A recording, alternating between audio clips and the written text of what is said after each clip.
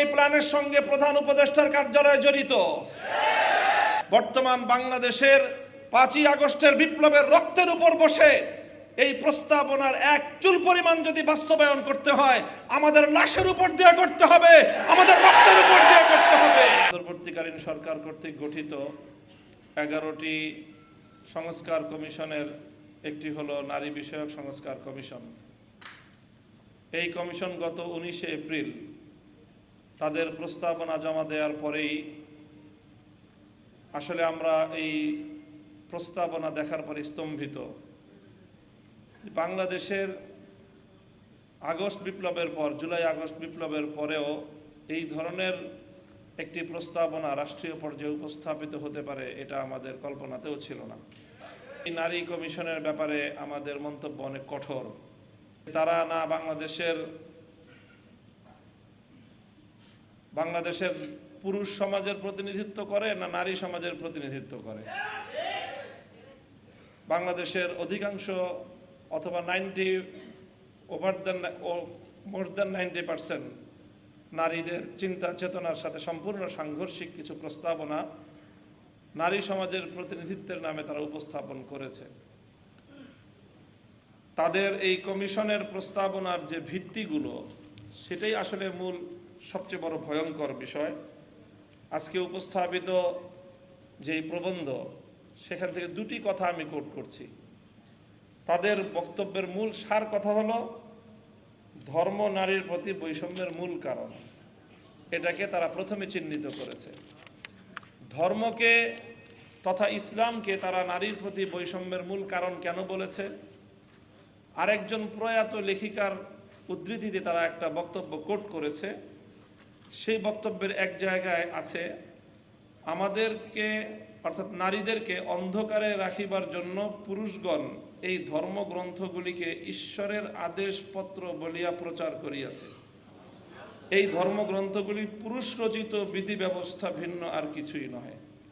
অর্থাৎ তারা বিশ্বাস করে যে এই ধর্মগ্রন্থগুলো আল্লাহর কিতাব না, কোরআন আল্লাহর কিতাব না, এটা পুরুষরা রচনা করে নারীদেরকে দমন করার জন্য এই কিতাব রচনা করেছে।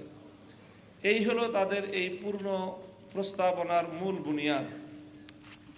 কাজেই এই ধরনের একটি প্রস্তাবনা উপস্থাপন করার পরে আমাদের ইসলামী সংগঠনগুলোর পক্ষ থেকে, ইসলামী জনতার পক্ষ থেকে কি প্রতিক্রিয়া হওয়া উচিত?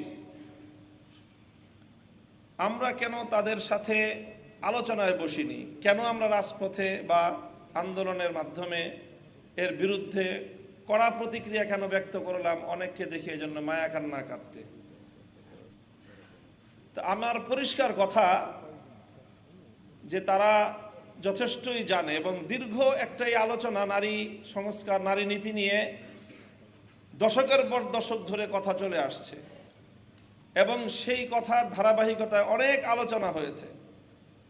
এখন তারা পশ্চিমা বিশ্বের এজেন্ডা বাস্তবায়ন করার জন্য এটাকে মোক্ষম সময় মনে করে তারা এই সংস্কার প্রস্তাবনা দিয়েছে এবং সংস্কার প্রস্তাবনা দেওয়ার সঙ্গে সঙ্গে প্রধান উপদেষ্টার কার্যালয় থেকে এটাকে লুফে নিয়ে তার ভেরিফাইড ফেসবুক পেজে ঘোষণা করা হয়েছে যে তারা অন্তর্বর্তীকালীন সরকার ক্ষমতায় থাকতে থাকতে যথাদ্রুত সম্ভব এই সংস্কার প্রস্তাবনা তারা বাস্তবায়ন করবেন।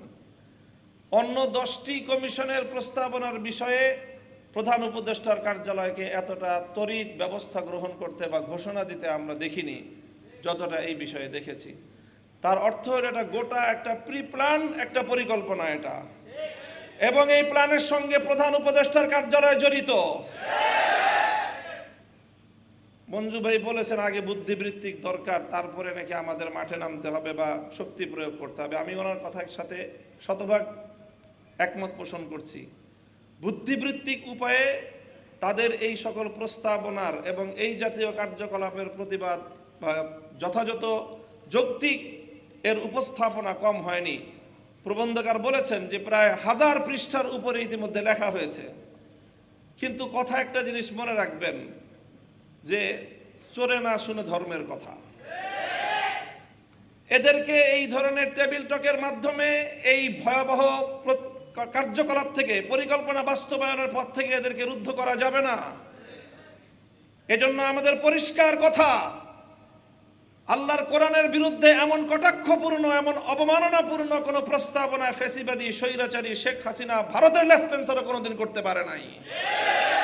বর্তমান বাংলাদেশের 5ই আগস্টের বিপ্লবের রক্তের উপর বসে এই প্রস্তাবনার এক চুল পরিমাণ যদি বাস্তবায়ন করতে হয়, আমাদের লাশের উপর দিয়ে করতে হবে, আমাদের রক্তের উপর দিয়ে করতে হবে।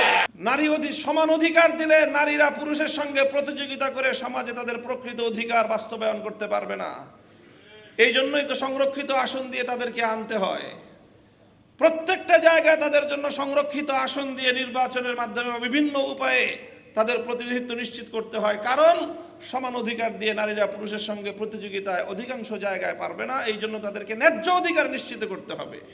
ইসলাম সব জায়গায় ন্যায্য অধিকারের কথা বলেছে এবং অধিকাংশ জায়গায় নারীকে অগ্রাধিকার প্রদান করেছে। আমরা বলি ইসলাম প্রদত্ত নারীদের জন্য অগ্রাধিকার, এবং সেটাই সকল ক্ষেত্রে বাস্তবায়িত হবে ন্যায্য অধিকারের বাস্তবায়নের মাধ্যমে।